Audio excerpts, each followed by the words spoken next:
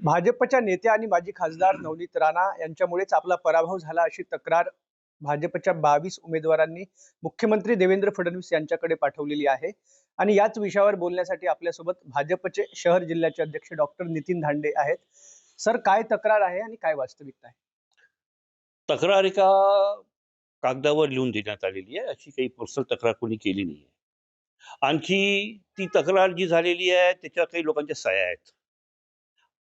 मी त्या लोकांशी बोललो, माझे कमीत कमी त्या 21-22 पेक्षा सोबत माझे 15 ते 18 लोकांशी माझं बोलणं झालं आहे।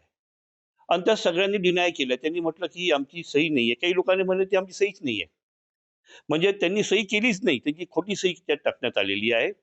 काही लोक म्हणतात की आम्हाला काहीतरी वेगळं सांगून आमच्याकडून सह्या घेतल्या। आता हा जो प्रकार आहे हा अतिशय निंदनीय, आपण ज्याला म्हणतो पक्षांतर्गत झालेला असेल। आणि खरंच एक चुकीचा संदेश बाहेर या लोकांनी काही काढलेला आहे। याची आम्ही पक्षांतर्गत पूर्ण शहनिशा करू की ही कोण लोक आहेत, कशाला अशी खोटी कंप्लेंट बाहेर काढलेली आहे। आणि नवनीत राणा ह्या आमच्या स्टार प्रचारक आहेत, त्या आमच्या नेत्या आहेत, मोठ्या नेत्या आहेत त्या आमच्या। अशा व्यक्तीबद्दल अशा प्रकारे खोडसाळपणा करणं हे अतिशय चुकीचं आहे। एक वेगळा संदेश पक्षाची बदनामी करण्यात येत आहे।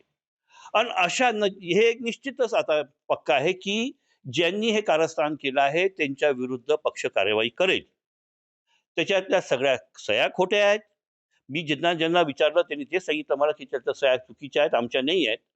आणखी काहीतरी वेगळं सांगितलं आणखी वेगळ्या कागदावर सह्या घेतल्या, अशा टाईपचं प्रकरण काहीतरी ते घडलेलं आहे। कारण लक्षात येईलच सगळ्यांच्या की का असं झालेलं आहे, त्याचं कारण काय आहे। कुठे ना कुठं काही ना काही दुखावलेले लोक आहेत।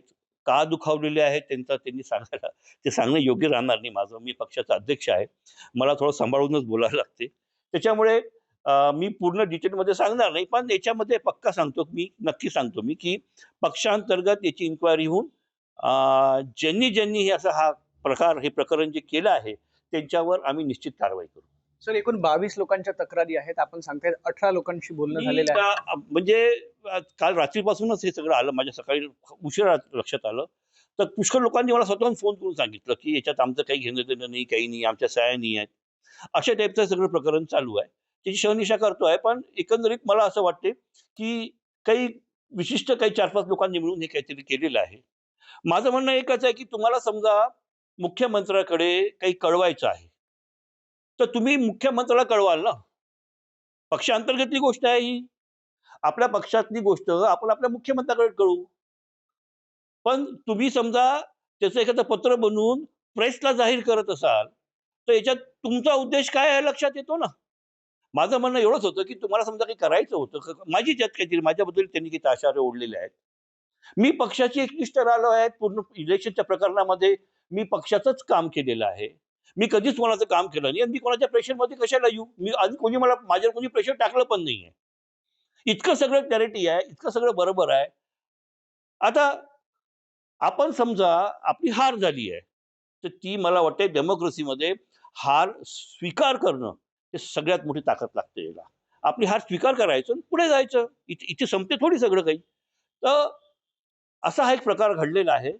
पक्षाच्या अंतर्गत याची इन्क्वायरी होईल, आणखी ज्या लोकांनी हे केलेलं आहे त्यांच्यावर आम्ही कारवाई करू। सर, कोण लोक आहेत आणि मुख्यमंत्री कार्यालयाकडून याबद्दल काही विचारणा झाली का? नाही, अजून माझ्याकडे काही कोणी विचारणा केली नाही आहे आणि माझ्याकडे काही नावं आहेत, पण ते आता मी सध्या सांगू शकत नाही। काय कोणाचा अंदाज वाटतो, कोण आहेत ती लोक? नाही, मी बोलू शकत नाही। मी कधीच कोणती किंतु परंतुवर बोलत नाही। मी असे कामं करत नाही। ज्यांच्याकडनं सह्या घेण्यात जबरदस्ती आल्या की ज्यांच्या सह्या केल्या, ज्यांना फोन केले ते सांगतील। आता इन्क्वायरीमध्ये सगळं समोर येईल।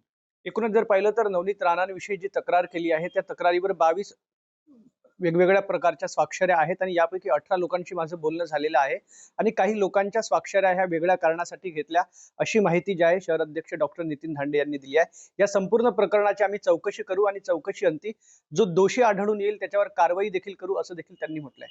कॅमेरा पर्सन अभिषेक सह शुभम बायस्कर, NDTV मराठी, अमरावती।